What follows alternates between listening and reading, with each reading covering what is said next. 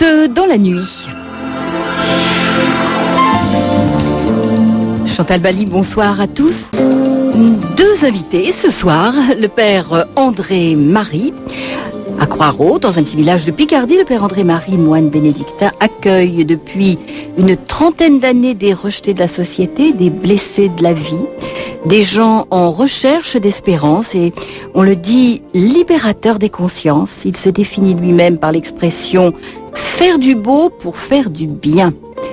Le beau, c'est pour lui la poterie, la peinture, la sculpture, la poésie et surtout la recherche d'une qualité de relation à l'autre. Faire du bien, c'est pour lui lutter contre la misère ici, mais aussi en Côte d'Ivoire, au Rwanda, en Haïti et surtout à Madagascar, où il a fait plus de 20 séjours, bien sûr en complicité avec le père Pedro, avec qui il fait des tournées en France, mais aussi dans les prisons, les léproseries, les bidonvilles, où il va distribuer de la nourriture, de l'espérance et des sourires.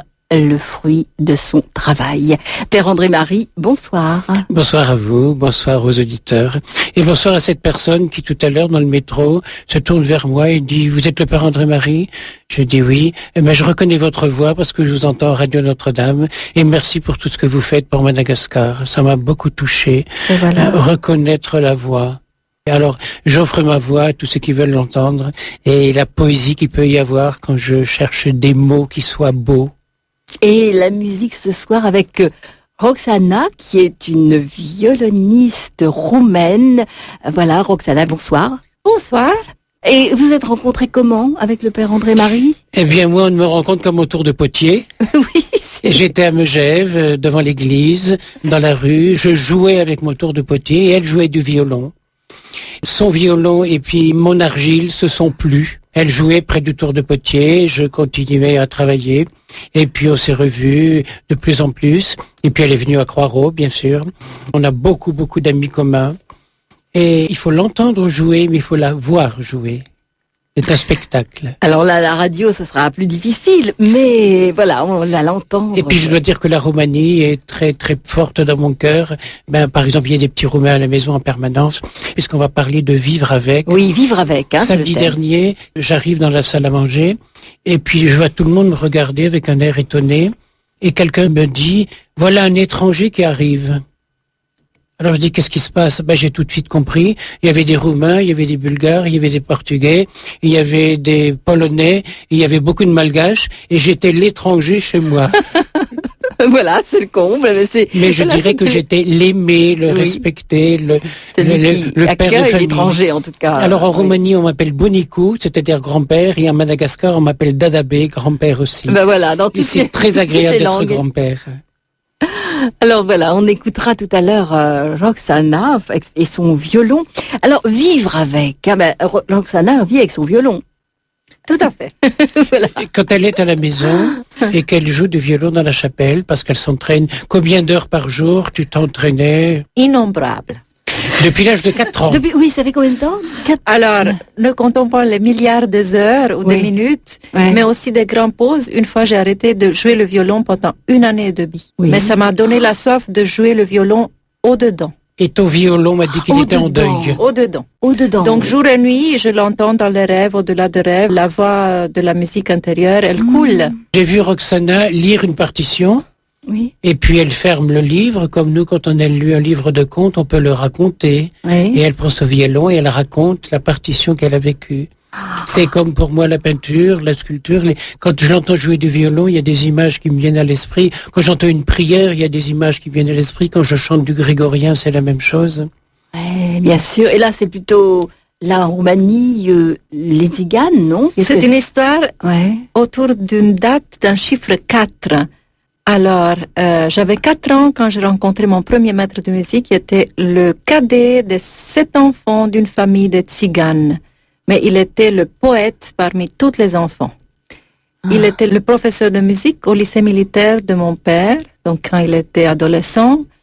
Et puis, il a rencontré de nouveau à la rue, il a raconté qu'il avait une famille, il a voulu voir les enfants. Donc moi, j'étais là, je me rappelle d'un monsieur brillant, une ampoule, souriant dans un fauteuil. Il avait 78 ans, moi j'avais 4 ans. Oh. Et puis avec la musique, donc ça continue. J'ai rencontré un être merveilleux. Il avait aussi autour de 60 quelques années. Ça fait 12 ans en arrière. Ma fille avait 4 ans. Alors, quand je suis allée, c'était son jour d'anniversaire. C'était la seule date à Zurich qu'il pourrait nous recevoir. Et c'est pas un luthier, le parrain de ma fille, de Monsieur Luc Breton, qui habite en Suisse, alors qui m'a fait connaître ce nom et m'a fait entendre. Alors je l'ai cherché, finalement on s'est trouvé. Et à Zurich, il me raconte que lui aussi à 4 ans a eu son premier violon à l'arbre de Noël. Il a oublié sa poésie, il a pris le violon, il a accordé d'un coup sur les quintes parfaites, parce qu'il était tout le temps dans la poussière de la rue à entendre les tziganes du village qui étaient les fils de son père aussi. Et puis à 4 ans, les jours qui ont suivi ce cadeau de Noël, il y avait tous les jours, on lui faisait apprendre 4 petites 6 à 6 mélodies. Il voulait le tsambaliste avec le violoniste. Des fois, il jouait faux et des fausses rythmes. Et le petit qui disait falche, falche, falche pour le mettre à l'épreuve. Alors, c'est une histoire de 4 ans. Et il m'a transmis des trésors et la façon de le jouer, que si elle ne se transmet pas par voie libre, donc du vivant, on ne peut pas la noter sur partition. Voilà, c'est l'âme du violon. Lorsque Roxana joue dans la chapelle, chez moi, il y a tous les rossignols du coin qui se rassemblent dans le grand chêne et qui jouent. C'est comment les petits oiseaux, quand tu prends ton violon, le chant des petits oiseaux?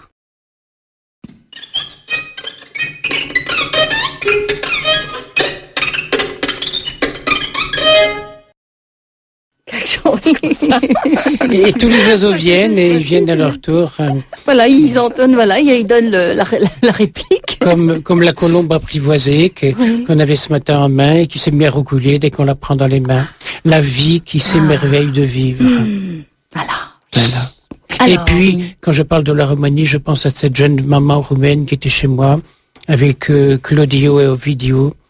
Et avec elle, on a creusé les fondations de la colonne de la paix. Et elle est retournée dans son pays en Roumanie pour retrouver son petit garçon, Mihail.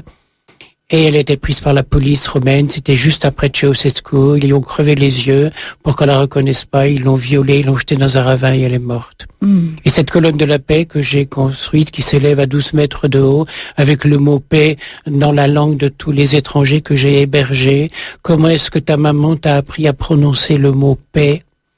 Eh bien, cette petite est morte. Il y a déjà une victime, il y a déjà une martyre de la paix avant que la colonne ne soit construite. Et je pense tous les jours à elle. Je pense souvent à elle et puis à ses amis. Et quand on allait en Roumanie à l'époque, on nous cachait parce qu'on n'avait pas le droit d'être des étrangers. Les Roumains n'avaient pas le droit d'aimer les Français à l'époque. Maintenant, heureusement, c'est l'Europe.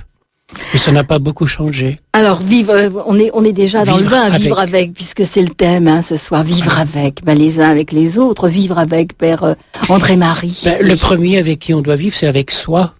Oui, là, c'est incontournable. Voilà, et quand on demande à quelqu'un, tu es qui toi? Et il répond, je suis Albert. Je te demande pas ton prénom de baptême, je te demande qui tu es. Je suis le fils de monsieur Untel. Je te demande pas ton livret de famille, je te demande qui tu es. Je suis menuisier. Je te demande pas ton métier. Je te demande qui tu es, toi.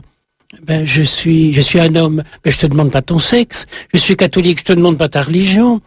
Qui tu es? Quand on nous a déshabillés de toutes les apparences, les apparences,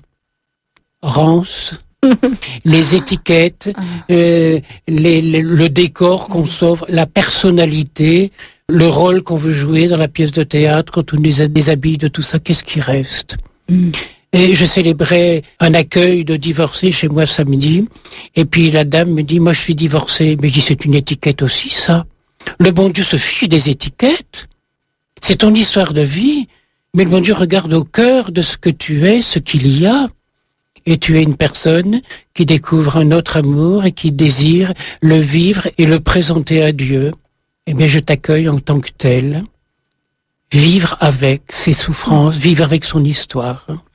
Et quand on a enlevé tout l'extérieur, il reste un mystère, un morceau d'absolu, un morceau d'infini. Et c'est Yvan Amar que cite le père Stan Rougier le père Sandrogi qu'il a rencontré en Inde, ce jeune homme de 17 ans qui vivait dans un ashram là-bas et pour qui le père Sandrogi avec beaucoup d'admiration. Et le père Sandrogi, c'est quelqu'un de bien. Il a préfacé un de mes livres. Mais il vient ici, hein, souvent. Oui, aussi, je sais, oui.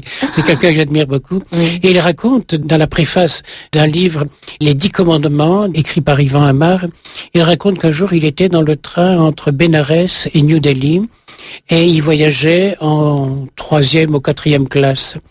Et moi-même, j'étais dans le même train quelques années après. Heureusement, un ami avait payé le contrôleur du train et ce contrôleur m'avait enfermé dans un compartiment de première classe où j'ai pu dormir. Mais le père Sandrogi était dans la foule en 4e classe. Et puis comme il faisait très très chaud, eh bien, il s'est un peu mis à l'aise. Et il s'est endormi, malheureusement, parce que quand il s'est réveillé, il avait plus de vêtements, il avait plus de papier, il avait plus d'argent, il avait plus de bagages, tout avait disparu. Et le contrôleur du train est passé, et voyant la situation, il a pris une feuille de papier, il a écrit en hindi et en anglais, « Cet homme est dans le besoin, aidez-le », et il a mis le tampon du chemin de fer. Et combien de fois je me dis, quand des gens, des malheureux viennent frapper à ma porte, quand des gens viennent pleurer pour supplier que je célèbre quand même le baptême de leur enfant parce qu'on le refuse, je me dis, ces gens sont dans le besoin, il faut les aider. Et vivre avec, c'est accueillir l'autre tel qu'il est. Et voilà ce que dit le père Sandrogi, en reprenant les paroles d'Ivan Amar, toutes les constructions du mental qui font écran à la vérité disparaissent au contact de l'absolu. Quand on est dans l'absolu, tout le reste, ça devient du petit cinéma. Le je que je suis, quand on a enlevé toutes les étiquettes qui nous entourent, est unique au monde. Et voilà ma seule richesse. C'est par là que je peux communier au je de tous mes frères les hommes. Et je dis souvent, il n'y a pas nous, il y a un moi, qui s'appelle Chantal, un autre moi qui s'appelle Roxana, un autre moi qui s'appelle André-Marie, et au milieu de chacun d'entre nous, au cœur de chacun d'entre nous, il y a ce même absolu, ce même mystère divin. Tu n'es pas ce que tu crois être, ton ego. Nous croyons toujours être quelque chose, mais quand on retire le quelque chose, il reste je suis. Les engagements politiques, c'est une drogue, c'est une fuite. Le réel, c'est l'aventure intérieure d'où éliminer tout l'artificiel. Et Dieu sait si on s'habille d'artificiel. Tant que l'homme est pris seulement par les choses extérieures, il ne peut pas rencontrer la vérité avec un grand V majuscule. Il s'acharnera alors vainement à chercher hors de lui ce qui est en lui. C'est ce que les chrétiens appellent le Christ éternel, c'est ce que le Tao appelle la simplicité sans nom et que les philosophes appellent le but de la vie. Vivre avec soi, c'est assumer son vécu, c'est entrer et demeurer en relation avec et recevoir la leçon, la perception que nous accorde chaque rencontre avec l'autre et avec nous-mêmes. Quand j'ai un problème, je me posais la question, où est-ce que ça fait mal en moi? Qu'est-ce qui en moi est dérangé par cet événement-là? Et bien souvent, j'ai honte de moi quand je réponds à la question. Vivre, c'est dire oui à la vie. Pratiquer le oui, et je pense au oui de Marie à l'Annonciation, pratiquer le oui non pour se conformer, mais pour s'accepter tel que l'on est, et accepter ce qui est tel que c'est, en oubliant nos émotions, parce que nos émotions viennent brouiller tout ça, viennent mélanger tout ça. Mais c'est un long chemin, Père André-Marie. Ça paraît tout simple, mais... Ça paraît tout simple, mais c'est toute une vie et au-delà d'une vie. Lorsque je suis rentré en 6e au petit séminaire, on a commencé à nous apprendre le grec. Et la première règle qu'on apprend, le premier exemple d'une règle, c'est gnotisséoton. Connais-toi toi-même. À l'époque, je me disais, bien sûr que je me connais, je m'appelle André Foutrin. Bien sûr que je me connais, c'est ridicule cette histoire. Et pourtant, c'est l'un des plus grands sages de l'époque grecque qui s'est posé lui-même cette question. Je relis régulièrement le journal de Hetty, cette jeune juive qui est morte dans un camp là-bas. Et elle écrit, « Mon Dieu, je te remercie de m'avoir fait tel que je suis. Je te remercie de m'avoir donné parfois cette sensation de dilatation qui n'est rien d'autre que le sentiment d'être pleine de toi. » Oser parler comme ça, dans un camp de concentration où il n'y a que des gens qui vont mourir. Je te remercie de cette sensation de dilatation qui n'est rien d'autre que le sentiment d'être pleine de toi. Je te promets que toute ma vie ne sera qu'une aspiration à réaliser cette belle harmonie. Aspiration aussi à obtenir cette humilité et cet amour vrai dont je sens en moi la possibilité à mes meilleurs moments. Et tout à l'heure, on voyait Roxana qui accordait son violon. Et c'est le parrain de ta petite, Luc, qui disait quand une corde de violon vibre, les autres vibrent en harmonie. Tout à fait. C'est extraordinaire, ça. Et toujours, on accorde d'abord le chanterelle selon des traces qu'on a trouvées dans les anciens traités de Luthérie. On accorde la chanterelle jusqu'à la rupture.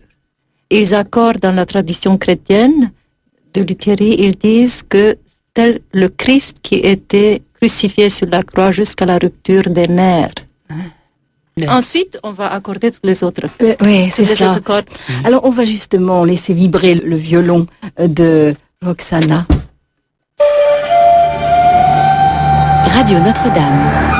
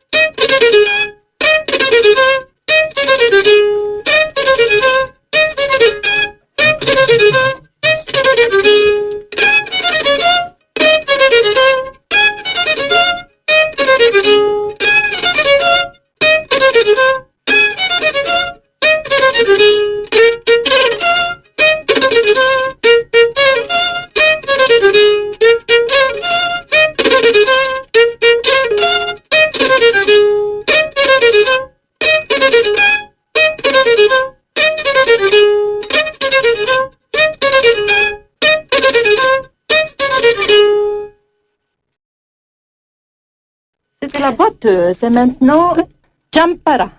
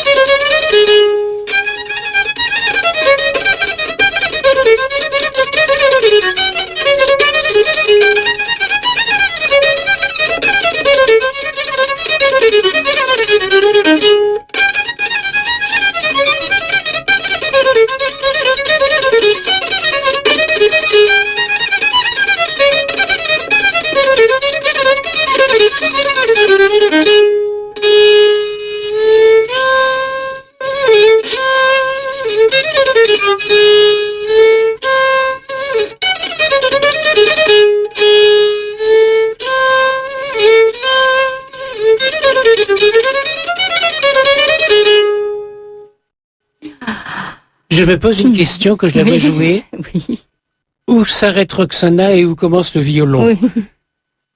Et ça me fait penser à Mamie Turbo quand elle est à son piano et qu'elle joue du piano à plus de 90 ans. Et ses doigts jouent et courent. On ne sait pas où commence Mamie et où commencent les notes de piano. Oui, c'est ça fait corps.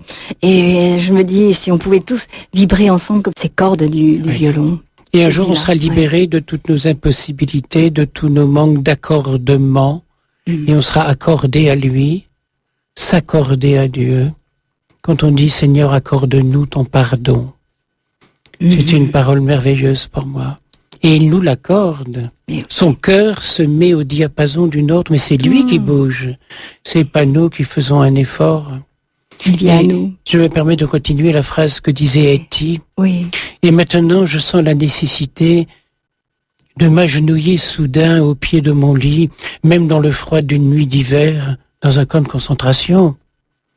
Être à l'écoute de soi-même, se laisser guider, non plus par les incitations du monde extérieur, mais par une urgence intérieure. Et ce n'est que le début.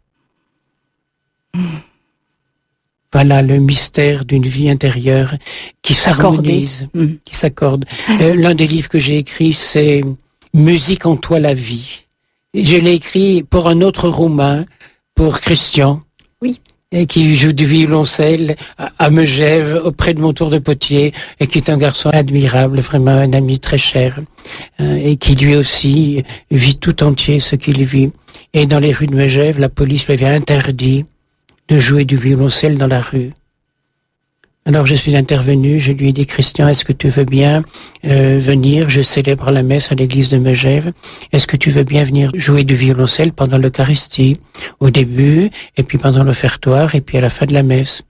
Et puis lui, qui est pasteur protestant, a joué 3 Ave Maria dans une église catholique. Et à la fin de la messe, je lui ai demandé de s'approcher, et puis j'ai ouvert sa veste, et puis sur son t-shirt, il y avait marqué « Jésus, je t'aime ». J'ai dit, vous voyez, aux braves gens qui étaient là, j'ai dit, vous voyez, un pasteur, c'est ça. Ça aime Jésus et ça joue des Ave Maria dans une église catholique pour nous émerveiller. J'ai dit, voilà, la police lui a interdit de continuer à jouer dans les rues. Eh bien, si vous ne trouvez pas une solution à ça, si vous ne voyez pas monsieur le maire et la police, je refuse de célébrer l'Eucharistie demain. Parce que c'est du cinéma.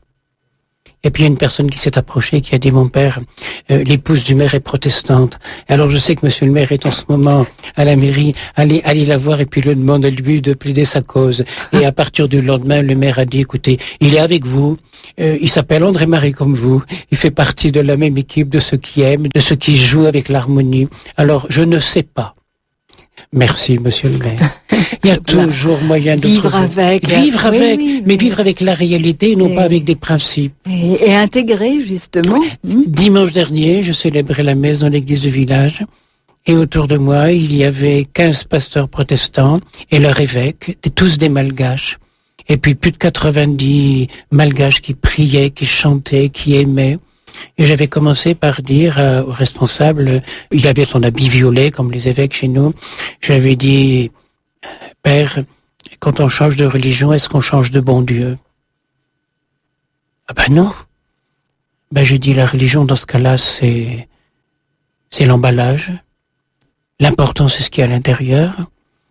L'emballage que j'ai d'être un prêtre de l'église catholique, apostolique et romaine, d'être un moine bénédictin, je le respecte infiniment, cet emballage. Mais ça n'est que l'extérieur.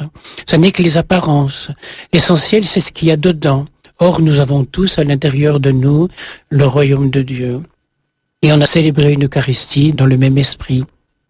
Et tu as vu, Roxana, ce matin, le père Honoré, tu vois, un prêtre africain. Mais lorsqu'on les célèbre la messe ensemble, tous les dimanches, les gens voient 2 mains, une main noire et une main blanche qui lèvent la même hostie. Vivre avec. Oui. Et c'est comme ça qu'on peut refaire le monde, mais humblement, quotidiennement, simplement, en étant tout simplement à sa place. Vivre avec soi, vivre avec l'autre, mais aussi vivre avec la vie. Voilà. Mon Dieu, quelle chance de vivre avec soi-même, et non pas, comme disent les jeunes, à côté de ses pompes. Et pour ça, il faut aller à l'intérieur. Et c'est le père Teilhard de Chardin qui disait, tout ce qui existe a conscience d'exister. Ce matin, on avait des pierres en main, et puis hier, des pierres, des améthystes, des agréments. L'hématite. Eh bien, le père Teilhard de Chardin dit que tout ce qui existe a conscience d'exister. Une pierre a une conscience minérale d'exister. Tu as vu le chêne à la maison qui prend des proportions extraordinaires. Un chêne que j'ai planté, il était comme mon petit doigt. Et maintenant, en l'entourant de mes deux bras, je n'arrive plus à l'embrasser. Il est devenu plus grand que mes deux bras.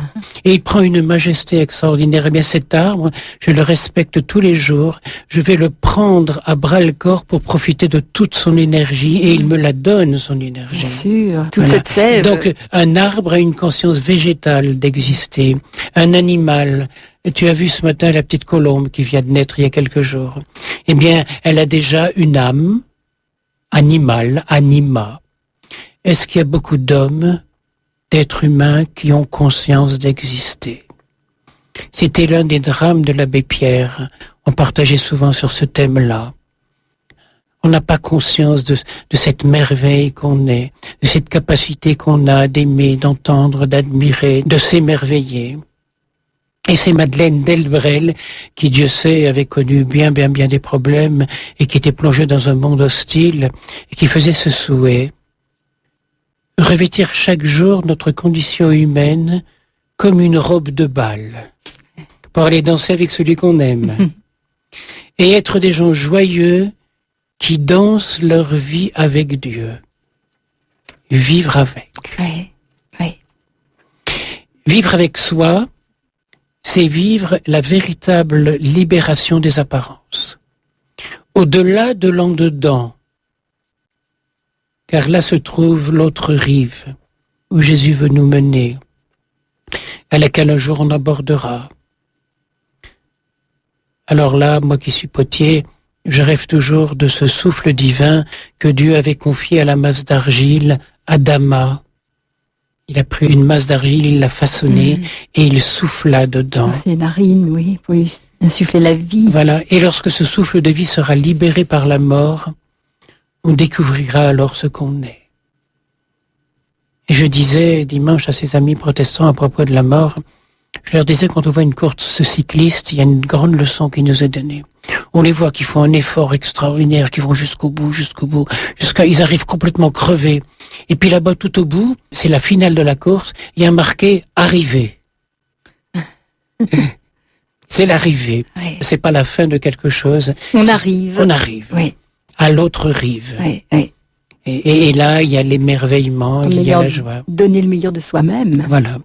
Et ce souffle divin est le même chez toi, chez moi, chez lui, chez l'autre, et chez tous les autres. Il est commun à chacun. Oui. Tu es l'autre et il est toi. Quel respect on doit avoir pour l'autre. Tu aborderas un jour cet éternel divin, sans frontières, comme l'eau de la source qui devient un ruisseau, qui devient une rivière, et qui ne devient elle-même que quand elle est dans l'océan. Elle devient elle-même lorsqu'elle disparaîtra dans l'océan du je suis. C'est un mystère, c'est merveilleux, et les mystères, il faut les rêver, il ne faut pas chercher à les comprendre. Alors, Père André-Marie, comment concevez-vous la notion de vivre alors avec le divin? Alors là, c'est bien plus compliqué.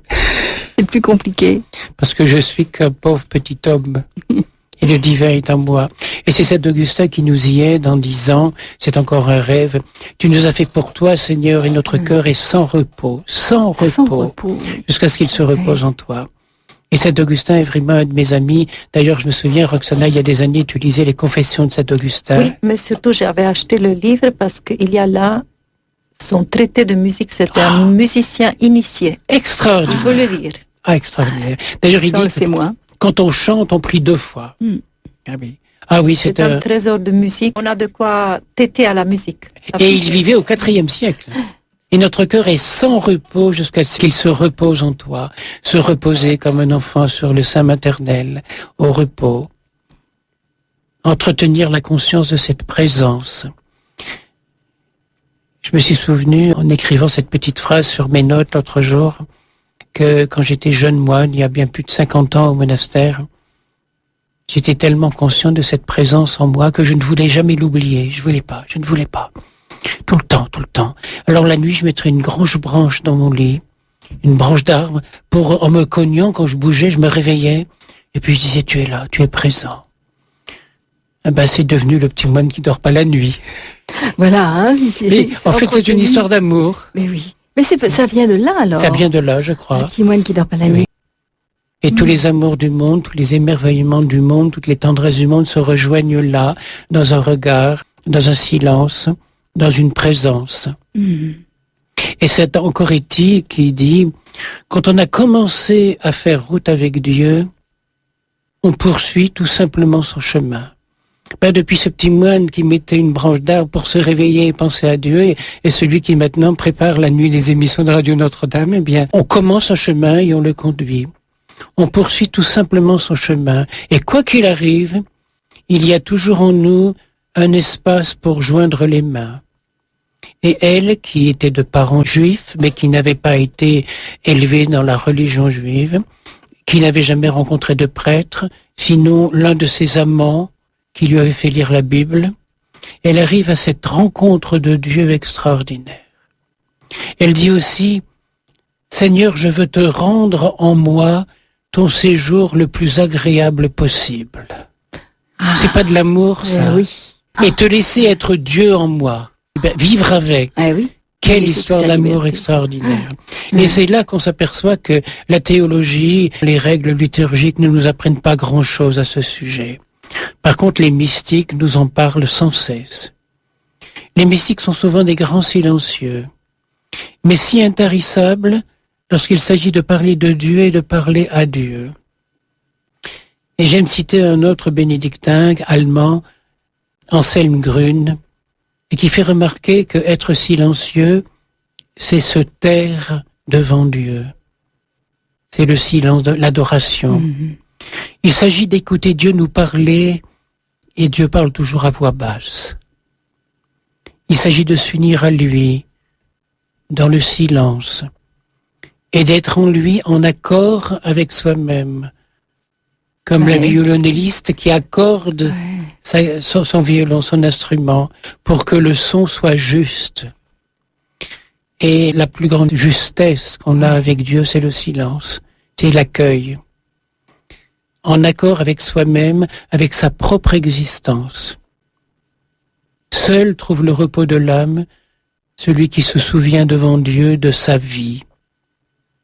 Vivre avec. À ce moment-là seulement, le silence est à son apogée. C'est un silence d'adoration. Et lorsqu'on lit les Écritures et qu'on entend Saint Jean nous révéler le cœur de Jésus, alors vous saurez que je suis dans mon Père, et vous en moi, et moi en vous. C'est pas ça, vivre avec. Mais oui. Saint Jean nous dit encore, celui qui m'aime sera aimé de mon Père, et moi je l'aimerai. C'est contagieux, l'amour. Oui. Je me ferai connaître à lui. Nous viendrons en lui, et nous ferons en lui notre demeure. C'est à cause de cette phrase-là que j'ai appelé ma maison la demeure. Et puis, c'est Saint Luc qui nous dit, le royaume de Dieu est au-dedans de toi. Alors quand on vit avec ce royaume de Dieu à l'intérieur de nous et qu'on en prend conscience, on s'est dit, mais l'autre là, le sale mec qui me rend la vie impossible et qui vient m'enquiquiner chez moi, la nuit d'avant, encore 5 coups de téléphone, la nuit j'ai pas pu dormir avec les problèmes des gens, leurs soucis, leurs déprimes, les flics, là la petite dame qui pour la 5e fois change la dame du baptême parce que son mari a été arrêté par la gendarmerie. Et je lui dis, madame, quand vous voulez, où vous voulez, comme vous voulez. C'est la seule réponse que peut donner un prêtre. Le royaume de Dieu est au-dedans de toi. Que tous soient un, comme toi, mon Père, tu es en moi et moi en toi. Vivre avec. Quel merveilleux concubinage, ces trois-là. Extraordinaire. Que aussi ne soit qu'un en nous. Et quand je célébrais dimanche avec 15 pasteurs, je leur ai dit, qu'est-ce qui doit être heureux notre Père au paradis de nous voir comme des frères. Que tout soit un, que voilà. Que aussi soit un. Or, quand on ne vit pas en communauté avec les autres croyants, on porte atteinte au divin. Attentat à l'amour de Dieu, j'appelle ça. Et on se permet de faire une semaine de l'unité, mais il faudrait 52 semaines de l'unité. Je termine la phrase de l'Évangile, qu'ils soient consommés dans l'unité et que le monde connaisse que tu les as aimés comme tu m'as aimé. Quel programme! Merci Père André-Marie. Nous allons laisser résonner le violon de Roxana qui va nous bercer, justement créer cette harmonie. Vivre avec. Vivre avec. Radio Notre-Dame.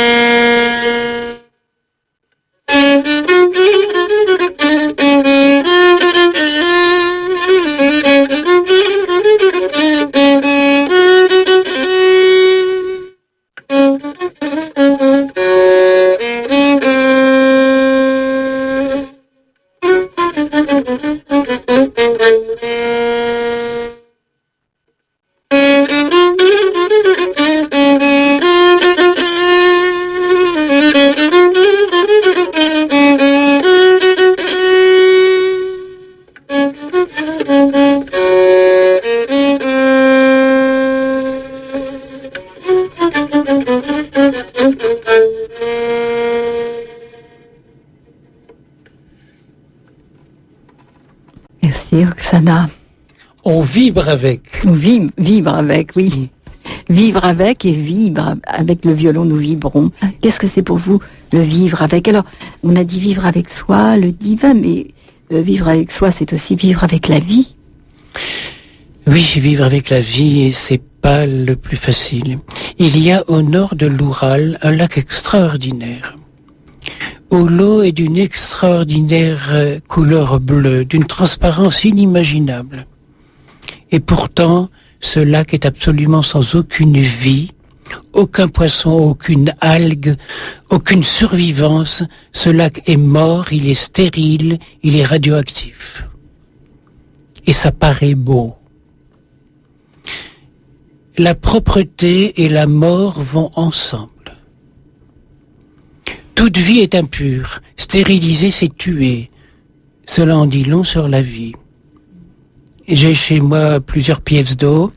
Les nénuphars vont être plus beaux que d'habitude cette année parce que depuis 4 ans, j'ai laissé la vase stagner dans le fond.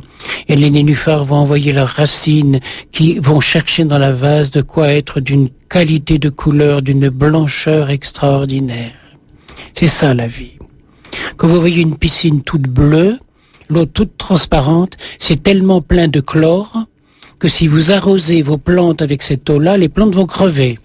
Et c'est pour ça que c'est tout beau. Tu as quelque chose à dire? Et ma fille Oui. fait des plaques entières à cause de ça. Chaque fois qu'elle va à la piscine, elle est souffrante et ça la brûle sur les pieds. Et aucun médecin et l'école n'en comprend pas. Alors que c'est tout simplement le chlore qui empoisonne l'eau. Mais on veut que l'eau soit soi-disant pure, stérile. Vous mettez des poissons dans un aquarium avec de l'eau distillée, les poissons vont mourir. Ils ont besoin d'algues, ils ont besoin que l'eau verdisse, ils ont besoin de plancton. C'est ce qui verdit l'aquarium qui nourrit les poissons et qui les rend heureux. Et de là, je tirais une phrase un peu stéréotypée. Tout ce qui vit salit et tout ce qui nettoie tue. Une maman passe une partie de sa vie à nettoyer son petit, pipi caca. Mais si un jour ça s'arrête, il faut vite qu'elle appelle le médecin. Parce que l'enfant est en danger de mort. Oui. C'est ça la vie. Et si on essayait d'adapter cette phrase sur un niveau de la société, la santé politique d'un peuple n'a jamais tenu à sa pureté, qu'elle soit ethnique, biologique, morale. C'est le nazisme. Mais elle a tenu à sa capacité d'absorber les mélanges, les impuretés, et à partir de là, à maintenir entre ses composantes un équilibre, peut-être instable, mais vivant. C'est ça qui enrichit aussi. C'est ça qui enrichit. Moins préoccupé de détruire l'autre, l'étranger, que de l'apprivoiser. Et c'est ça, vivre avec. De s'acclimater à lui. C'est moi qui vais bouger, c'est moi qui vais changer mes habitudes pour découvrir qui il est, afin de gérer dans l'à peu près leurs différences et leurs conflits. Et quand j'étais l'étranger chez moi samedi dernier, parce qu'il y avait des gens de partout, eh ben je me sentais tout à fait à l'aise. Et entouré, aimé, le petit Roumain, Roméo m'avait fait un plat, il m'avait cuit des fruits, etc. C'est vraiment, je suis très heureux dans cette maison, entouré de tous ces amis qui sont mes enfants. De toutes les nationalités, c'est vraiment le royaume de Dieu déjà, sur terre, quelque part. Vivre avec la vie. Oui. Ça ne relève pas d'un principe d'ordre moral. C'est quoi l'ordre moral? Sinon le pouvoir d'inverser cette hiérarchie, de mettre la vie au service de la morale et d'en chasser l'impur. C'est un rêve fou, c'est un rêve de fou. L'histoire l'a trop souvent prouvé. S'il y a une pureté de l'âme, elle est à l'opposé. Et c'est ce que disait Simone Veil, qu'il avait si bien vu, la pureté et le pouvoir de contempler la souillure. Et on en arrive au pardon. Mais vivre avec, c'est oser regarder la réalité telle qu'elle est et non pas telle qu'on est dans nos fantasmes moraux, telle qu'on voudrait qu'elle soit. Vous voulez de belles roses? Eh bien, il aurait fallu, il y a 3 mois, mettre du fumier. C'est ce que je disais à propos des nénuphars. Eh bien, l'eau du lac au nord de l'Oural était absente de toute vie, d'une transparence extraordinaire. Mais moi, dit la vie, c'est l'ordinaire qui m'intéresse. Moi, c'est l'ordre qui m'intéresse. Et l'ordre, c'est quand chaque chose est à sa place. Vivre avec, c'est ça, c'est laisser les choses être à leur place. On peut même aller beaucoup plus loin. Non pas une morale stérilisée, mais la vie en nous. C'est quoi la vie en nous? C'est la fermentation permanente d'un intestin. Et si on stérilisait ça, en quelques heures, on est mort. Il ne faut pas rêver d'une pureté intouchable. Il faut accepter, sublimer, habiter, découvrir et s'émerveiller. C'est Martin Luther qui disait, si on pouvait voir au microscope ce qui se passe dans l'intestin d'un pou, on s'émerveillerait de la vie. Il est allé loin, lui. Le micro dans le macro. Eh oui. Et alors, on arrive à cette notion qu'il faut pardonner au mal d'être mal. Alors seulement on est plus grand que lui. Quand on pardonne à la laideur, on est plus grand que la laideur. Et on remarque simplement, on est des petits, des humbles, mais des timidement heureux. Je pense à un texte qu'on m'a montré, qui est paru sur Internet. Il y a eu le week-end de Satan récemment, où on adorait Satan, où on lui faisait des croix, où il est dit textuellement dans le texte qu'il fallait pisser sur les chapelets et sur les crucifix. Et ça, c'est autorisé. Alors on poursuit des sectes qui, soi-disant, l'autre jour, des gens ont leur maison fouillée par la police parce qu'ils faisaient... Ça n'a rien à voir avec de la laideur, avec de la beauté, c'est une recherche de vie. Abomination. Non, c'est dommage que le mot ne me revienne pas, mais c'est des gens que j'admire beaucoup et que j'aime beaucoup. Mais la police est venue fouiller leur maison, à vider les terroirs, alors qu'on accepte le satanisme. Et il faut vivre avec ça. Légaliser. Oui, on légalise. Eh bien, moi je vis avec. Parce que, allez voir dans la salle d'exposition, j'ai fait plein d'anges. Il y en a au moins 300. Des anges musiciens, des anges qui prient, des anges qui louent, des petits lutins anges, des petits enfants merveilleux, tu en as vu ce matin, Roxana, et puis des anges, des grandes ailes déployées qui prient, qui ont les mains jointes, pour rêver avec les anges. Parce que Satan, c'est un ange déçu, c'est un révolté. Eh bien, je vais pas me révolter devant lui. Je vais l'aimer, je vais regretter pour lui. Vivre avec. On ne peut pas nier ce qui existe.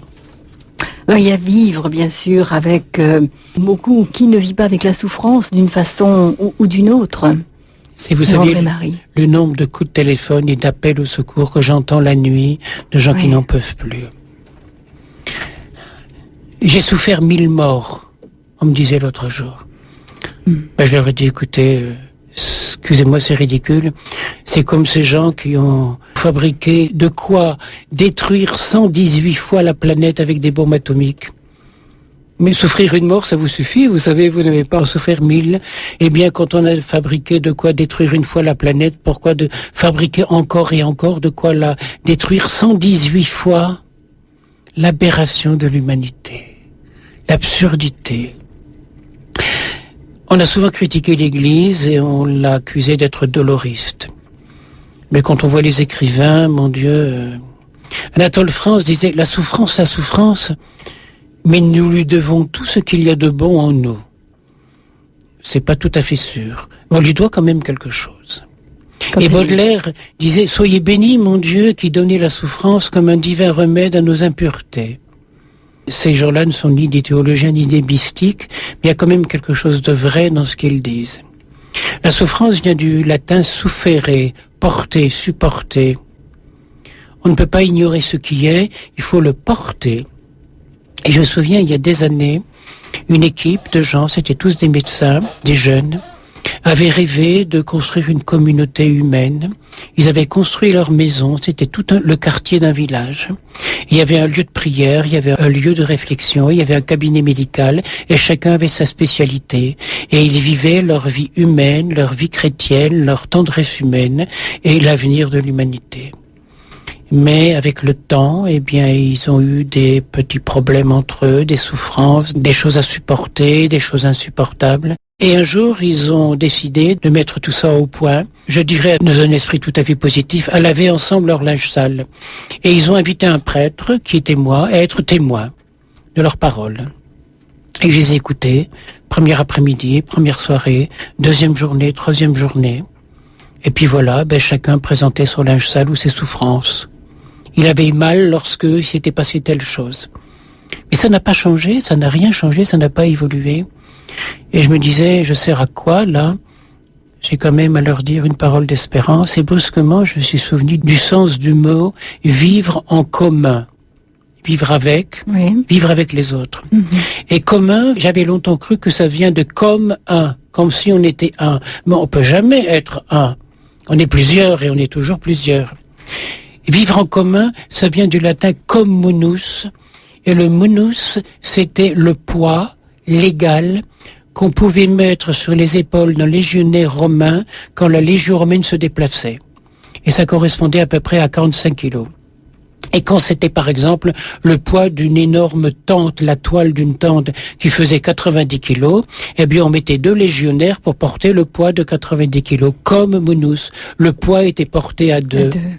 Et quand je leur ai défini ce mot-là, je leur ai dit, mais vous vivez en commun, c'est pour porter ensemble le poids que vous devez supporter. Parce que vivre tout seul, c'est plus facile que vivre avec les autres. Et vous avez décidé de vivre en commun, c'est pour en porter le poids. Et je dis souvent que la demeure à Croix-Rousse, c'est pas une communauté, parce que les gens qui viennent chez moi sont souvent des gens qui pourraient être nulle part ailleurs.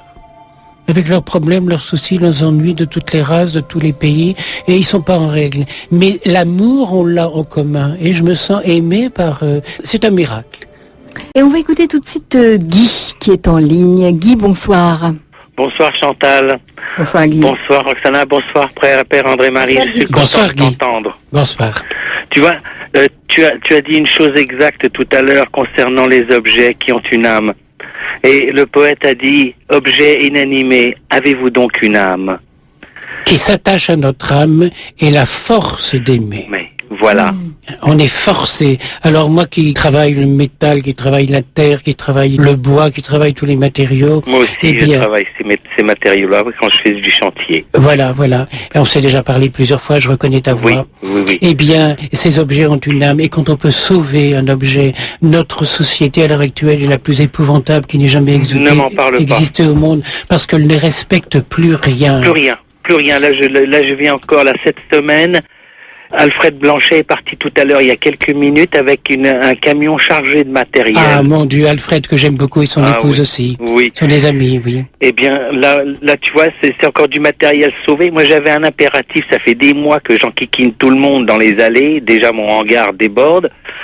Donc, mais les chefs d'entreprise sont gentils, ils me disent, bon Guy, tu nous as un peu embêtés, mais est-ce que tu peux te mettre un peu sur le côté parce que j'encombre les allées, parce que je sauve le matériel. Oui. Et je force les gens, si tu veux, à me donner le matériel, à ne pas le mettre en benne. Bien sûr, parce que c'est mis en benne, c'est enterré. Ça n'est même pas trié, c'est enterré. Donc ça, ce sera la surprise pour nos arrière-petits-enfants, nos petits-enfants. Hein, la pluie va venir parce que la nature est toujours plus forte. C'est vrai. Donc la nature va ronger tout ça. Oui. Seulement le mélange qui va se produire quand tu ronges à la fois du polyuréthane, de l'acier, de toutes les saletés, tout ça, ça finit par arriver à un endroit qui s'appelle les nappes phréatiques. Bien sûr. Voilà. Et ensuite on dit ce sont les nitrates, ce sont les gaz agriculteurs, etc. Non, ce ne sont pas qu'eux qui polluent, loin de là. Hein. Je pense à ces tonnes de médicaments qui sont rejetés dans la nature. Oui. Ne serait-ce que parce qu'on les élimine naturellement. Et puis, tous les produits stérilisants que prennent les mamans. Oui. Mais on va un jour le boire. Bien sûr. L'humanité va se stériliser elle-même. Mais ça commence déjà, ça y est.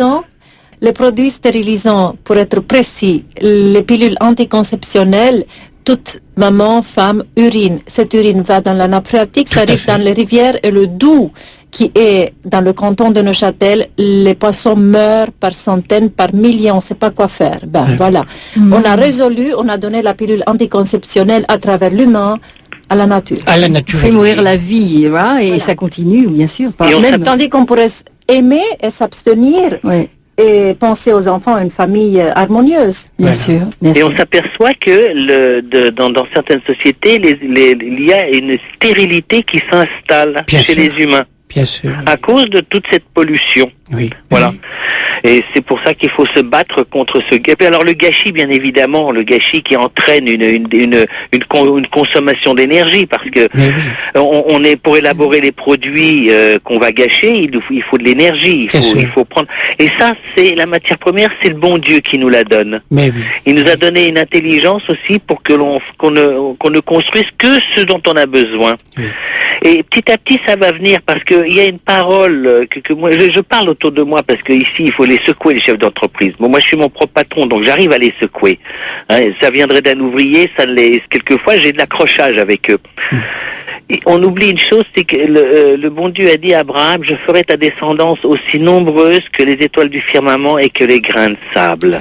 Ça signifie que de toute façon, quoi que l'on veuille, quoi qu'on veut, de toute façon, nous en viendrons, de par notre nombre, à être, même les riches ne pourront même plus dépenser leur argent en trucs inutiles. Pourquoi? Parce que ce sera un mot d'ordre, parce que la conscience humaine est quand même toujours plus forte, puisque c'est le Saint-Esprit qui est en nous. Hein. Donc c'est toujours lui qui gagne, malgré qu'on ne fasse pas ce qu'il nous demande de faire. Donc de toute façon, cette conscience, et on le voit, elle se réveille de plus en plus. Hein. Faut quand même l'apprécier, l'estimer. Donc de toute façon, même les riches ne pourront plus dépenser leur argent dans des futilités, donc ils n'auront même plus besoin de cet argent, parce qu'on n'aura plus dans ce monde, tout le monde en prendra conscience, on n'aura plus le droit de fabriquer des produits dont on n'a pas besoin. C'est-à-dire que nos femmes, enfin les femmes futures, je prends l'exemple des femmes, mais je ne suis pas macho ni miso, ne pourront plus s'acheter des diamants pour se les accrocher aux oreilles, les mettre autour du cou. Ce sera devenu inutile. Il y aura plein de choses comme ça où ce sera un mot d'ordre, on sera obligé et puis petit à petit la conscience se fera de par nos enfants qui prendront conscience aussi, qui trouveront normal de ne plus avoir envie de choses dont on n'a pas besoin. Parce que de par notre nombre, on ne pourra plus se permettre de dépenser inutilement de l'énergie. Même l'énergie renouvelable, on ne pourra pas se permettre de la dépenser n'importe comment non plus. Et ça se produit déjà, ça se produit déjà. Tout à fait. Oui. Tout à fait, là on le voit, on le sent, ça arrive. Oui. Et ça, c'est donc ce phénomène de l'expansion démographique qui va se faire, comme le bon Dieu l'a dit.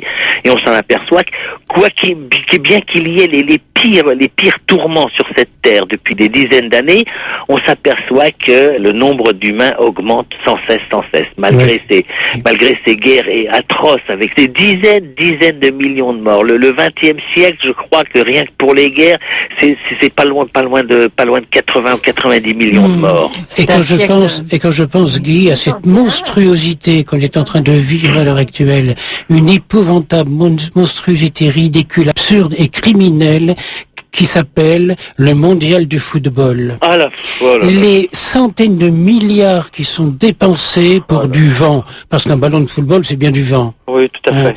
Et Dieu sait si le père Pedro aime le football parce qu'il joue, mais c'est pas ça qu'il aime. Si on pouvait mettre de côté 1 pour 1000 de ce qui est dépensé, eh bien, on empêcherait pendant des années tous les enfants de mourir de faim. Et surtout en Afrique. Et hein, surtout c'est en Afrique. Vraiment, c'est une sorte de...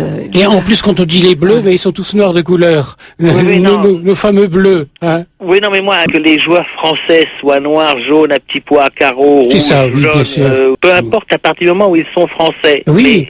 Mais pourquoi on va acheter des gens? Ah oui. C'est un peu de l'esclavage, mais ils se vendent bien, mine de rien. Hein. C'est la différence avec l'esclavage. Comme je préparais cette émission Vivre avec, je me suis dit, je vais regarder un match de football et je vais vivre avec et je vais découvrir ce qu'il y a de beau. Et puis Et j'ai alors découvert qu'il y avait le jeu en équipe. Il y a le gars qui a cogné l'autre, qui lui fait un petit sourire, un petit geste de la main pour lui demander pardon. Et puis il y a mettre le but. C'est quoi le but de notre vie? Alors, il y a toujours moyen d'inventer du beau, même où c'est un peu banal. Et puis, l'effort, c'est quand même quelque chose de beau. Hein, on est en train de parler de vivre avec la souffrance. On a supprimé la souffrance de notre société, alors que la souffrance, c'est un moteur. Maintenant, quand quelqu'un souffre, on lui donne des produits chimiques pour qu'il ne souffre plus et on le met en arrêt de travail. Mais ça existe aussi le patch. Oui. On le met en arrêt de travail. Mais bon, je viens de souffrir horriblement pendant 6 mois d'une cruralgie. Mais je n'ai pas arrêté de travailler parce que quand on s'arrête de travailler, on a encore plus mal. Le travail, c'est une distraction. Distraire, c'est être tiré ailleurs, être occupé. On canalise. Oui. Ouais, non. Ah non, alors on demande un arrêt de travail et on n'a plus qu'une chose à faire, c'est se plaindre et puis se sentir malheureux et prendre des médicaments. On vient de m'apporter la semaine dernière, on m'apporte en permanence des médicaments, même si c'est totalement illégal que j'envoie là-bas. Eh bien, une seule boîte de médicaments, un comprimé avait été pris par un ami qui est décédé maintenant, et donc toutes les boîtes allaient être jetées, Oui. et cette boîte valait 1280 €. Ça ne m'étonne pas. Une boîte, et ça va boîte, être oui. jeté. Mais c'est criminel, ça. C'est criminel. Alors, et il c'est faut- volontaire en plus. Il faut l'envoyer là-bas, avec le sourire, avec l'humour, et quand je vois les douaniers, je leur dis, vous manquez de médicaments, mais servez-vous, messieurs, vous êtes les premiers servis. Vous êtes là à l'honneur. Et ils prennent une ou deux boîtes et ils laissent passer le contenu. Et tu sais qu'on n'a plus le droit de récupérer, et enfin si on commence à le faire en sous-main, mais je vois nous on récupère des médicaments et on est obligé donc de les cacher dans les containers pour Oui. les faire partir. Et ça part en Haïti. Ça part en Et Haïti, ça ailleurs. part ailleurs, à Madagascar ou ailleurs, parce qu'en plus tu as des contrefaçons de médicaments, c'est Mais encore oui. pire. Mais oui, C'est encore mais oui. pire parce que alors là ce sont des produits toxiques et ça c'est grave. Et on va vivre avec en disant, ils ne mourront pas, on va continuer. Oui, On va pas se laisser Voilà, il avoir. faut, Guy. voilà, tout à être, fait. continuer, hein, malgré tout. Haut les cœurs, on les aura. Voilà. Il faudrait beaucoup de Merci. petits prophètes comme toi pour continuer. Merci Guy. Merci Bon, et à bientôt. Merci pour votre écoute, à bientôt. Oui. Voilà, alors les objets ont une âme, bien sûr. Continuez. On va écouter le violon de Roxana qui lui aussi a une âme, évidemment. Et Roxana, qu'est-ce que c'est, ce que vous allez nous interpréter? Ça sera une allemande de la partite en ré mineur de Johann Sebastian Bach.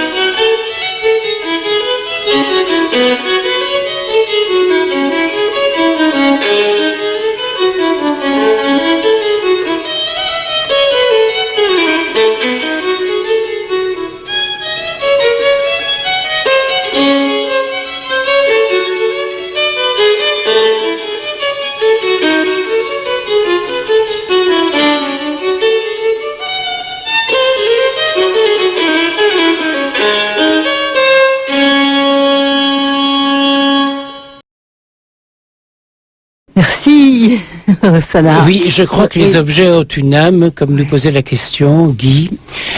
Dis-moi, l'archer, ça n'est pas des poils de queue de cheval? Les crins de cheval. Des crins de cheval. Donc tu les fais revivre. Et les cordes du violon, c'est quoi? Les crins de cheval frottent les cordes qui sont du boyau exclusivement. Donc la chanterelle du boyau, la seconde corde du boyau et la troisième, quatrième du boyau filet métal, filet argent. Les objets ont vraiment une âme quand on arrive à les harmoniser, à les faire chanter. Alors, c'est le petit moine qui ne dort pas la nuit, qui a quelque chose à nous dire, survivre avec. Eh bien, c'est un conte, comme d'habitude. Le petit moine. Il en avait par-dessus la tête de tous les problèmes. La cohabitation familiale lui était de plus en plus lourde et difficile à supporter. Ses enfants ne lui parlaient pas ou si peu. Son épouse, un silence contagieux s'était établi entre eux. Ses amis, il ne les voyait plus. Son jardin, il ne le regardait plus, ne s'y promenait plus. Sa maison qu'il avait eu tant de plaisir à construire lui paraissait tristement ordinaire. Quant au climat de sa région, n'en parlons pas, c'était la pluie lorsqu'il désirait le soleil, et du soleil lorsque son jardin avait besoin d'eau. Tout lui paraissait habituellement fade et quotidiennement banal. Il lui semblait être victime d'une vie sans intérêt et d'un vieillissement inéluctable. Mais y a-t-il seulement un paradis où la paix régnerait comme une réalité ultime? Y a-t-il quelque part une Jérusalem céleste, un lieu de paix et de bonheur? Après de longues attentes, de pénibles recherches, il rencontra un vieux sage, moine de son état et habité de bon sens. Ce lieu existe, dit-il. Mais il te faudra d'âpres pérégrinations, de grandes fatigues et de longues marches pour y parvenir. Mais surtout, il ne faudra jamais changer de direction, et tous les jours repartir dans le même sens que la veille sans changer de cap. Il partit donc à la recherche du paradis dont il savait maintenant l'existence. Il marchait de longues journées durant, et le soir avant de s'endormir mettait ses chaussures dans la direction où le lendemain il partirait de bon pied sans changer de cap. Il marcha encore jusqu'à ce qu'il commença à se demander où pouvait bien se trouver ce paradis tant désiré.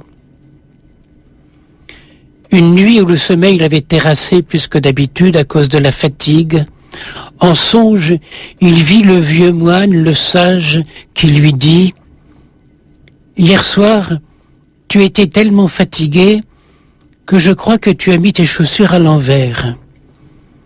Fais bien attention, tu te tromperais de direction. » Aussitôt il se leva et tourna ses chaussures dans l'autre sens, le bon sens, celui vers lequel il devrait avec courage cheminer pour trouver le bonheur, le vrai, la Jérusalem céleste tant désirée, et oublier à tout jamais ces années de galère, un monde banal, un cadre de vie tellement fade et une famille indolente.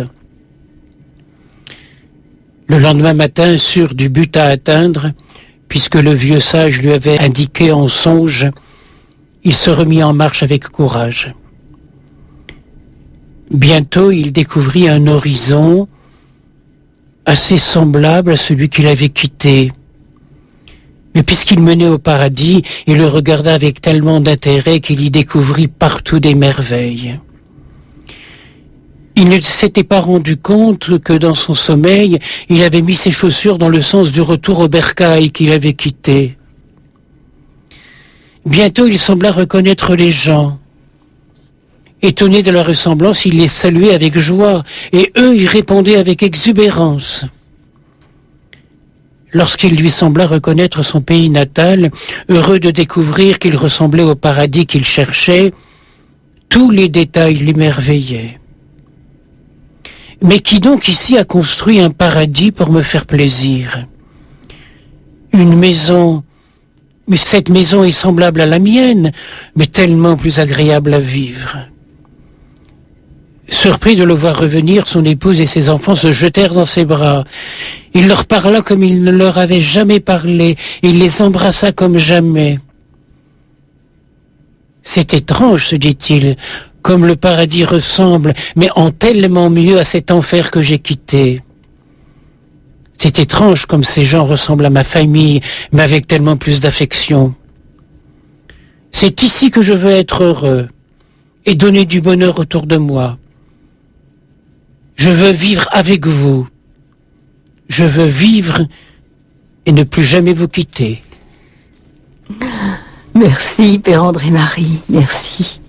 Comme quoi la morale de cette histoire? Eh ben, c'est qu'il faut vivre avec et oser regarder les choses sans les interpréter, sans les juger. Il a fait un petit parcours entre-temps. Il a fallu se fatiguer, il a fallu marcher. Il est devenu sage. La souffrance était là. Et il ne faut pas juger, voilà. Il faut accepter, accueillir.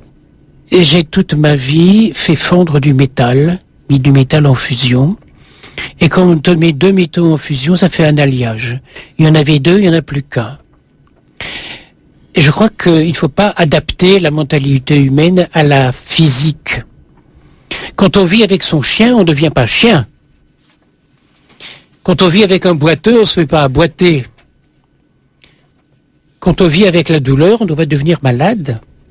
J'ai mal là, j'ai mal à tel endroit, mais je suis pas malade. Je n'ai pas demandé des congés de maladie quand j'ai mal quelque part. Toute ma vie, j'ai souffert, j'ai vraiment eu des douleurs partout, mais j'ai jamais eu une journée d'arrêt de travail. Mon papa a souffert toute sa vie de ses blessures de la guerre 14. Eh bien, je le voyais faire des grimaces en travaillant au jardin, mais il travaillait quand même. Et la veille du jour où il est mort, il travaillait encore. Le travail, c'est un honneur. Maintenant, on ne parle plus de travail, on parle d'emploi. Et on vend des emplois. C'est bien triste.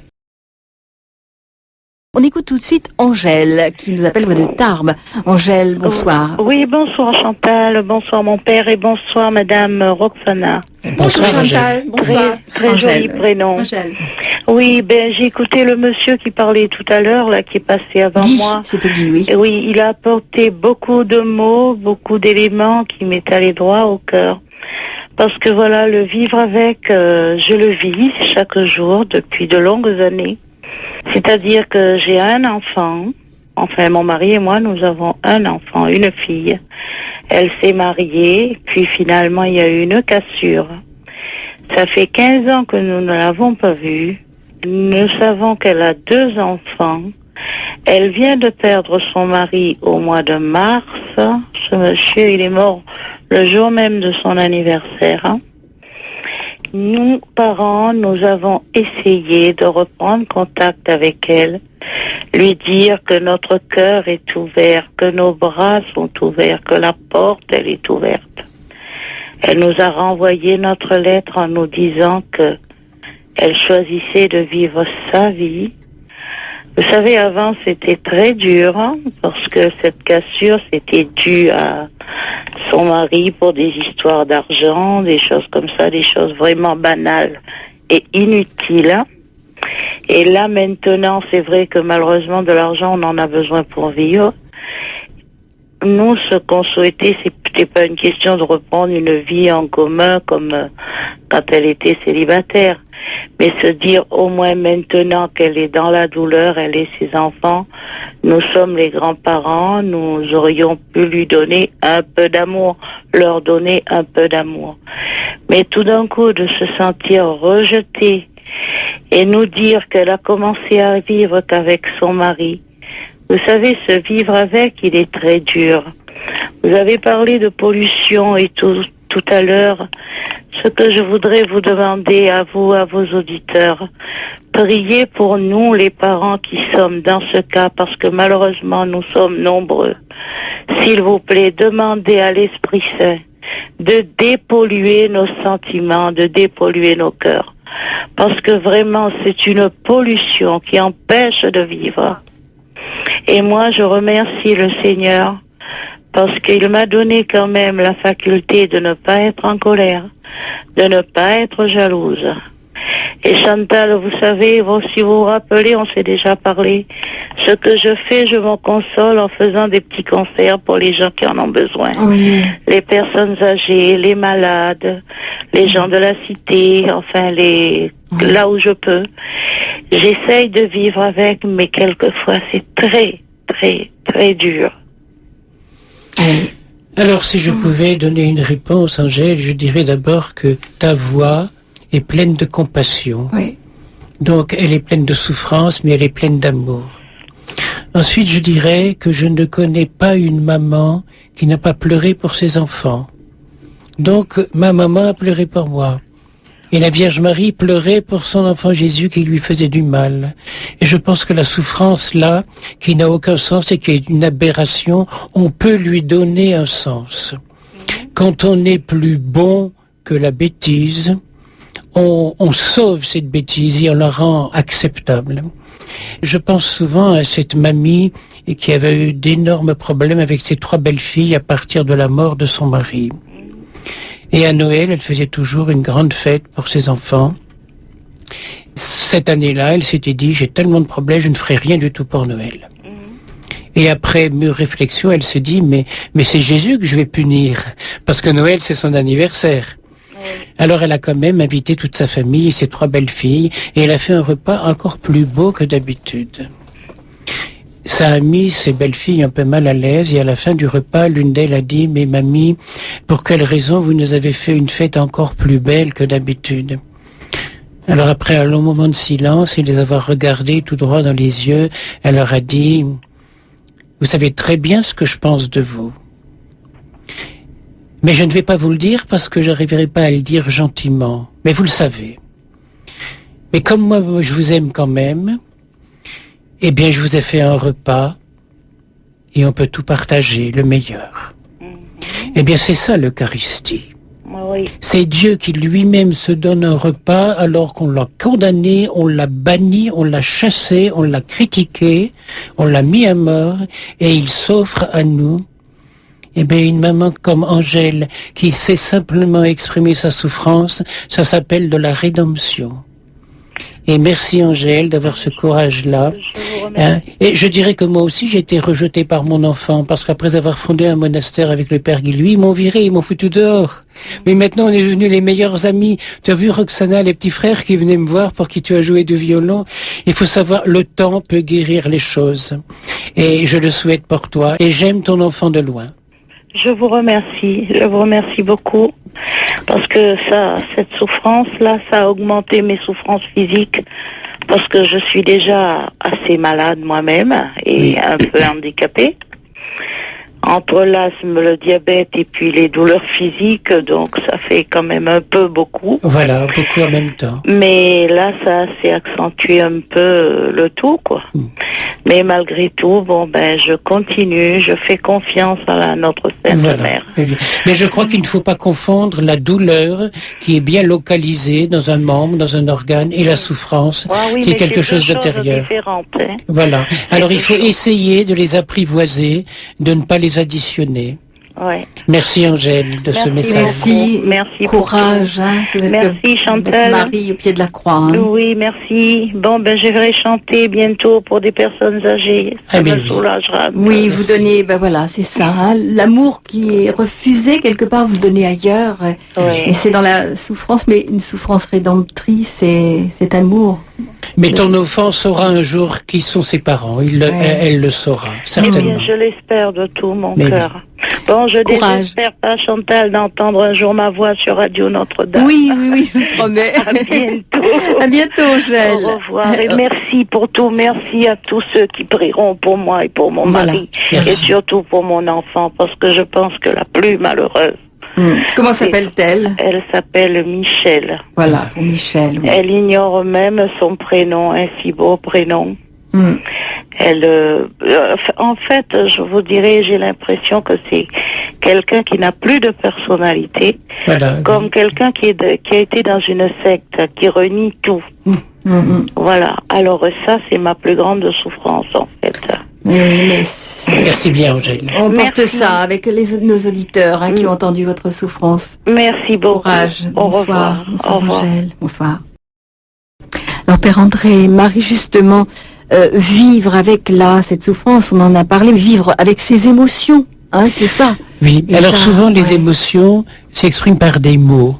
Oui. Et il y a des mots qui souvent nous font peur. Mais pourquoi avoir peur d'un mot puisque ce n'est qu'un mot? Je prends un exemple, le mot plaisir. Le mot plaisir fait peur au point qu'il cohabite parfois et souvent avec le mot péché. Il faut bien cependant accepter que toutes les philosophies, toutes les religions, toutes les organisations sociales et morales se fondent sur le plaisir suprême étant Dieu. La joie éternelle, l'infini dans la paix, ce qui nous attend à l'arrivée. Le plaisir éternel, une société dont le but serait le bonheur de faire plaisir, de la convivialité, le respect, serait la société idéale. Et comme je rêve, et ce rêve j'essaie de le vivre au quotidien, d'une église qui oserait faire plaisir, et qui ne se sentirait pas esclave d'un règlement, d'un rituel, d'une couleur liturgique ou de tout ce que peut imaginer qui ne sont que les apparences et qui quelquefois est vécu au détriment de l'essentiel. À chaque fois que des gens me téléphonent avec leur drame, ce matin j'ai eu 3 coups de téléphone pour célébrer un mariage, pour célébrer un baptême, pour célébrer encore un autre sacrement, parce que le curé de la paroisse refuse. Mais je commence par souhaiter la bienvenue au téléphone aux gens, en leur disant, écoutez, expliquez-moi votre problème, quand vous l'aurez expliqué, il n'y aura plus de problème.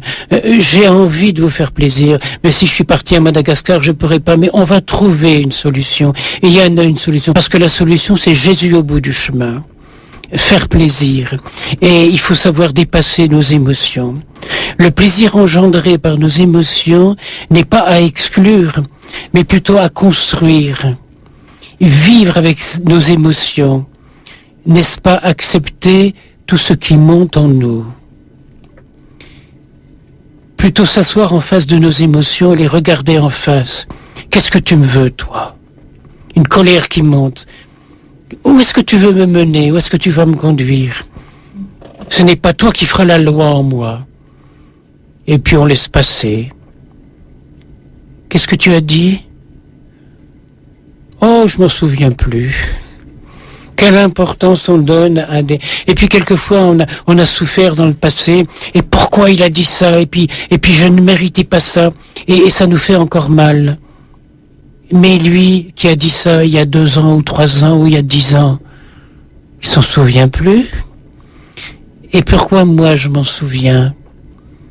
Est-ce que je ne serais pas le plus méchant des deux avec moi-même? C'est même pas du pardon, c'est du bon sens. Et le bon sens, c'est vivre avec. On trouvera la solution. Alors, merci Père André-Marie. Je ne sais pas ce que Roxana en pense de vivre avec ses émotions, parce que l'artiste vibre, comment ces émotions, vous les situez Je me permets de dire que quand tu joues du Bach, c'est les émotions d'un homme qui a vécu en quelle année? Né en 1685, décédé en 1750. Et tu fais revivre ces émotions et tu nous les offres comme un cadeau. Je fais revivre mes émotions. Je suis de la chair, du sang, un cœur. Oui, mais c'est quand même à travers les notes d'une partition qui ont été écrites par lui. Il y a un mystère là. Vivre avec, c'est livrer ce qu'on est. Incarné dans un corps de chair, d'émotions. Oui. Oui. Et il y a toi et ton instrument qui le font revivre. Voilà, tout à fait. Et chaque cellule de l'instrument a aussi ses émotions. Pourquoi pas? Ça vient d'un arbre qui était vivant. Et la vie de Bach avec ses symboles, avec les années. Voilà. On trouve, donc c'était l'architecte parfait dans ses compositions écrites, parce qu'il en a improvisé autant qu'on n'en saura plus jamais. Ils sont répandus quelque part dans l'univers et font du bien évidemment. Alors ce qui est resté écrit, partout on trouve son nom, sa date de naissance et sa date de décès avant d'être décédé. Alors, mystère de mystère. Oui. Et faire revivre le mystère de la vie d'un homme.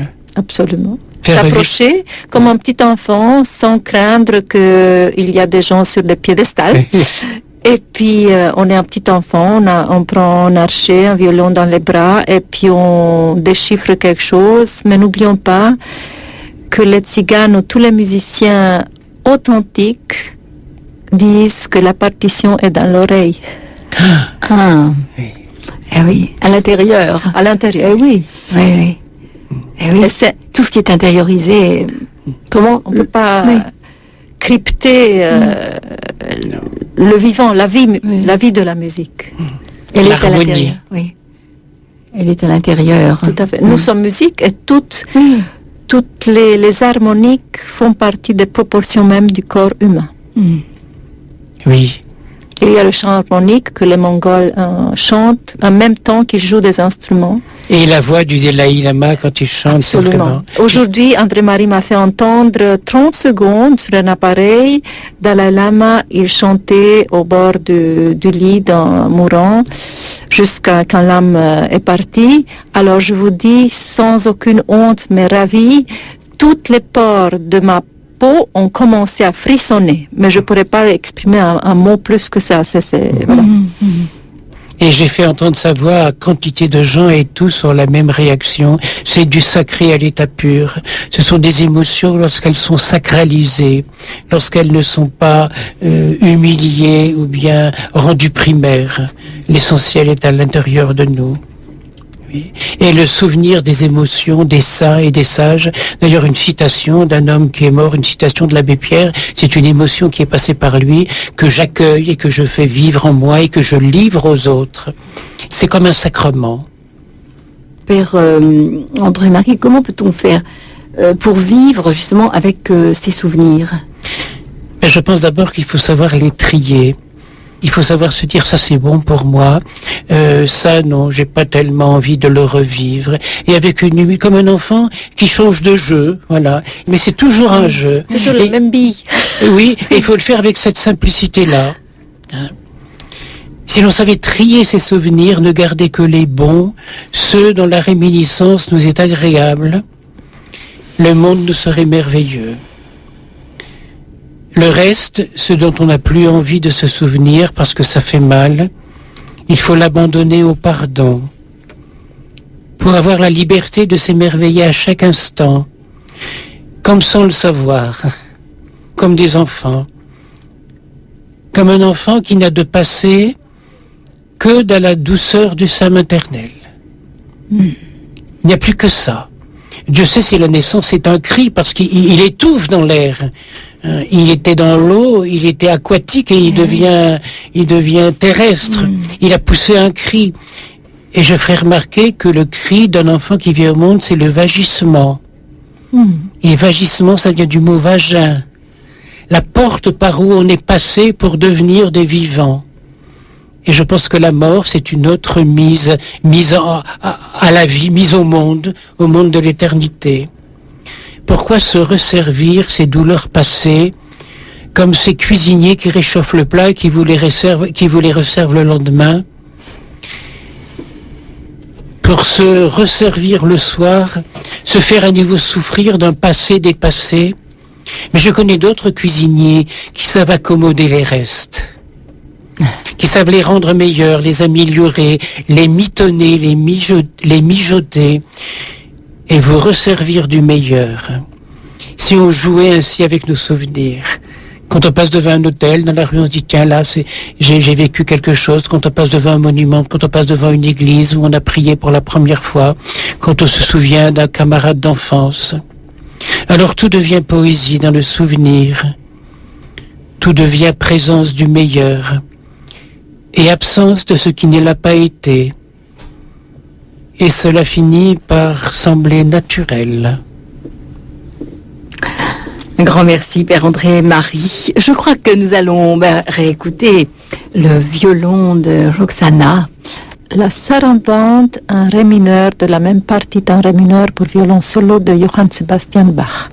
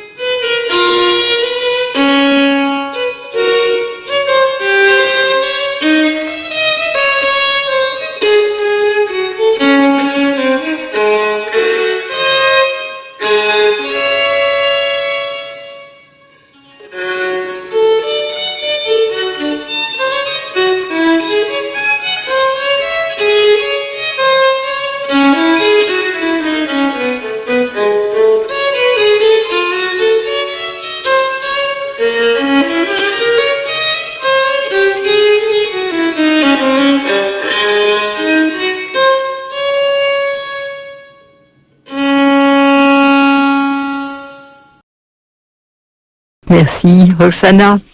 Nous sommes dans un autre monde. Voilà, c'est déjà le royaume de Dieu.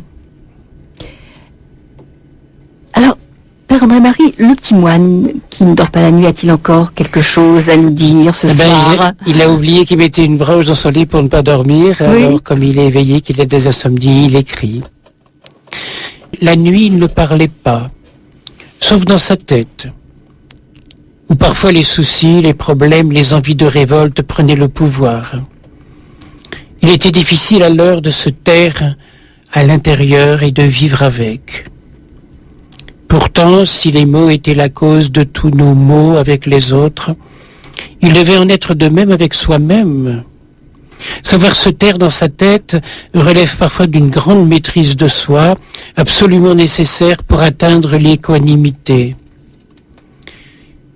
Il avait remarqué que le corps se débarrasse de tout ce qui ne lui convient pas, depuis les poumons qui éliminent le gaz carbonique, la sueur qui élimine ses toxines, le tube digestif, le plus grand trieur éliminateur du corps. Mais son cerveau savait-il éliminer tout ce qui l'encombre, le dérange, lui est nuisible? Savait-il éloigner la confusion intérieure de tous ses jugements? Souvent, la nuit, ce qu'il avait vécu dans la journée lui revenait à l'esprit. Mais on ne pense pas bien lorsqu'on est couché. La nuit, on voit tout en noir. S'il chassait une pensée, elle revenait. Si elle insistait, il se forçait à oublier. Sa tête avait envie d'éclater. Il avait découvert peu à peu qu'il fallait accueillir au lieu de chasser, accepter à la place de rejeter. Une pensée qu'il chassait s'incrustait plus encore, parfois jusqu'à l'angoisse. Il lui était une fois venu à l'idée de se débarrasser de tous ces encombrants hôtes indésirables. Il s'était levé et en caressant son crâne, il avait mimé d'enlever ses soucis, de les éliminer et de les entasser au pied de son lit. Ayant pris un papier, il avait inscrit « Ayez la bonté de me laisser paisible, dormez, je vous retrouverai demain ». Le lendemain, il n'avait rien retrouvé au pied de son lit, sinon les moutons qu'il n'avait pas balayés la veille. C'était si facile de prendre une balayette, une pelle et d'éliminer la poussière, mais il ne savait pas faire le ménage dans son esprit. Il avait parfois bien du mal à éliminer les marasmes qui lui encombraient la tête. Aussi avait-il un jour tenté avec succès, au lieu de chercher à nier la vérité, à chasser ses souvenirs, de vivre avec, de les accueillir, de les raisonner et de les laisser comme un fruit mûr tomber au pied de l'arbre. Lorsque les fruits tombent de l'arbre, parce que c'est leur temps, il est possible de les trier et de déposer au pied du tronc les meilleurs à conserver. Les autres suivront le chemin de leur nature et s'en iront, transformés en humus, vers un nouveau printemps, faire de nouveaux fruits. Tous sont importants, mais chacun à sa place. On ne peut pas chasser l'ombre de sa main. Il faut cacher la main qui fait l'ombre. C'est de l'intérieur de lui que venaient ses soucis. S'établir dans la paix était la meilleure façon de les inexister. Lorsqu'on allume une petite bougie dans les ténèbres disparaissent. Il lui fallait être cette petite bougie, luisant dans la nuit pour éclairer de sa lumière, pour apaiser de sa paix, pour pardonner de sa bienveillance et brûler tous les maux de la terre après avoir essayé de vivre avec. Merci. Ce petit moine ne perd pas son temps la nuit. Je pensais justement, en entendant le petit moine, le vivre avec le lâcher prise, parce que c'est laisser, voilà, au lieu d'accaparer, d'accumuler. Au lieu de s'entêter, on abandonne. Oui. Je pense à ce chant de Patrick Richard, j'ai tout remis entre tes mains. Oui. Quand on remet à l'autre, on n'est plus responsable. Il y a toujours un conflit entre l'idéal qu'on voudrait être et ce qu'on est. Ne pas mettre de conditions au bonheur, ne pas avoir absolument besoin de ceci ou de cela, de celui-ci ou de celle-là pour être heureux, et c'est pourtant très difficile à vivre. Celui qui cherche la paix, et je crois que cette idée me vient après la lecture d'Ivan Amar, celui qui cherche la paix est dérangé par tout ce qui n'est pas la paix. Quand je vois Roxana jouer du violon et que je l'entends, je me dis, quand elle entend jouer des musiciens qui n'ont pas la perfection, ou qui chantent banalement, ou qui chantent quand ça vient pas de l'intérieur, ça pourrait te décevoir. Mais si tu les regardes de l'intérieur, c'est eux-mêmes, tu les écoutes tels qu'ils sont, et je sais que ça ne te déçoit pas. Ça vibre toujours. Et quand tu fais jouer des petits enfants, des tout petits, je connais un professeur de musique qui est allemand, et qui prend des petits, tout petits, et au bout d'une année, il y a une réception pour les parents. Il fait jouer à l'enfant un morceau qu'il a composé pour lui en fonction de ce qu'est l'enfant. Eh bien, ce morceau-là, l'enfant le joue à la perfection. Aller chercher au fond de soi-même ce qui correspond au fond de ce qu'il y a dans l'autre. Oui. Et s'émerveiller ensemble. Et lâcher prise à ses idées toutes faites, à sa culture, à ses convictions pour oser regarder l'autre. Celui qui cherche la paix serait dérangé par tout ce qui n'est pas la paix. Celui qui cherche la joie est dérangé par tout ce qui n'est pas joyeux, par tout ce qui est triste. Celui qui cherche l'éveil est dérangé par tout ce qui est d'une banalité, de nos habitudes. Celui qui cherche le silence est dérangé par le bruit. Celui qui ne cherche rien en particulier n'est dérangé par rien en particulier. Et à propos du bruit, celui qui cherche le silence, il y a bien des années, c'était dans l'ancienne maison, la chaumière en torchis, la chaumière picarde, qui a brûlé. Des gens de la télévision étaient venus, et à un moment, j'avais fait remarquer au preneur de son, faites attention parce que si quelqu'un ouvre la porte, elle grince de façon épouvantable. Et il s'était arrêté, il m'avait regardé, il me dit, Père André-Marie, c'est vous qui dites ça? Il dit, attendez. Je vais vous faire entendre la porte.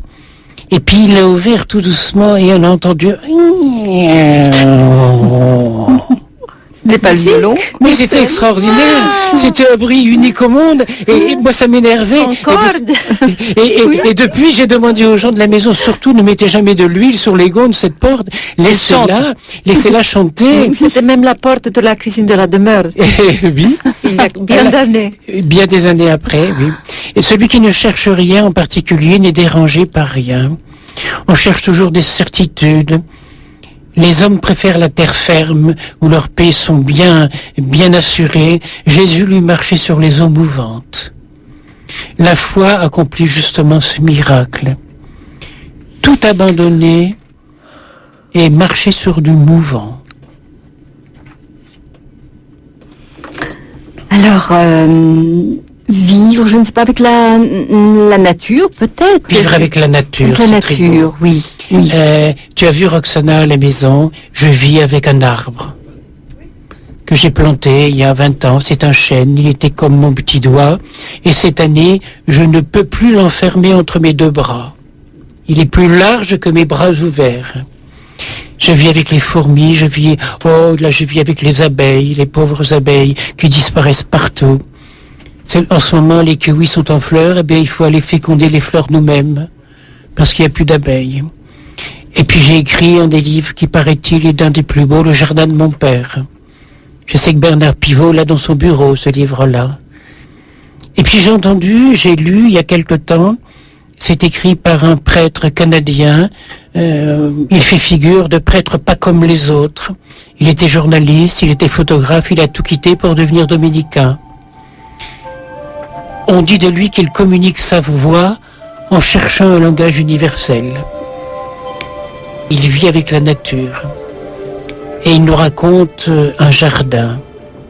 Voilà ce qu'il dit. On ne visite pas un jardin sans soumettre tous ses sens à la découverte du merveilleux et de l'inattendu. Dans un jardin, selon les saisons, tout change. Un jardin se visite avec les yeux, avec le cœur. Avec tous nos sens, nous le saisissons avec notre ouïe, notre odorat, notre sensibilité. Il faut avoir écouté le bruit d'un bourgeon qui éclot pour apprécier le silence qui précède toute naissance. Comme l'éclat de cette fleur qu'on appelle la belle de jour, qui ne naît que pour le temps d'une rosée. Et que dire du toucher? Nos mains et nos pieds ressentent par-delà le palpable la vraie nature des choses, pour tout effleurer dans la densité. Avez-vous déjà pensé que le mot effleurer vient du mot fleur? Quand on laisse fleurir nos sens, on effleure tout. Et ces arbres que j'aime tant, le pêcher, le chêne, le poirier qui est devant la maison, chaque jour quand je passe à côté, je les caresse du passage, je les effleure de la main. Grand merci, Père André Marie, merci Roxana. On va en revenir aussi avec le violon. Tout à fait.